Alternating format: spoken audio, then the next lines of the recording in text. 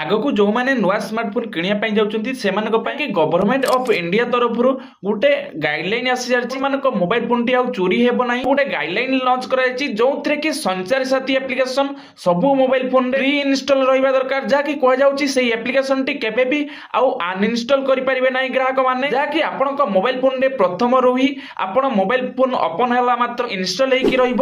90 ଦିନ ଭିତରେ ସବୁ କମ୍ପାନୀ ମାନଙ୍କୁ ତାଙ୍କର ଯେଉଁ ସ୍ମାର୍ଟଫୋନ୍ ରହୁଛି ସାଇବର ସିକ୍ୟୁରିଟି ପାଇଁ ସଞ୍ଚାର ସାଥୀ ଆପ୍ଲିକେସନଟି ଇନଷ୍ଟଲ ରହିଛି। ଏବଂ ଏହା ବି ଶୁଣିବା ପାଇଁ ମିଳୁଛି ଯେଉଁ ମୋବାଇଲ ଫୋନ୍ ପୂର୍ବରୁ ଗ୍ରାହକ ମାନେ କିଣି ସାରିଛନ୍ତି, ମାନେ ଆପଣ ମାନେ ଏବେ ଯେଉଁ ମୋବାଇଲ ଫୋନ୍ଟି ୟୁଜ କରୁଛନ୍ତି ଅପଡେଟ କରାଯାଉ ଏବଂ ଅପଡେଟ ରେ ସଞ୍ଚାର ସାଥୀ ଆପ୍ଲିକେସନଟିକୁ ପ୍ରି ଇନଷ୍ଟଲ କରାଯାଉ। ଏଇଟା ଗୁରୁତ୍ୱପୂର୍ଣ୍ଣ ରହୁଛି। ଆପଣ ମାନେ କମେଣ୍ଟ କରି କୁହନ୍ତୁ ସେଇ ଆପ୍ଲିକେସନଟି ଆମ ଫୋନରେ ଇନଷ୍ଟଲ ରହିବା ଦରକାର କି ନାହିଁ।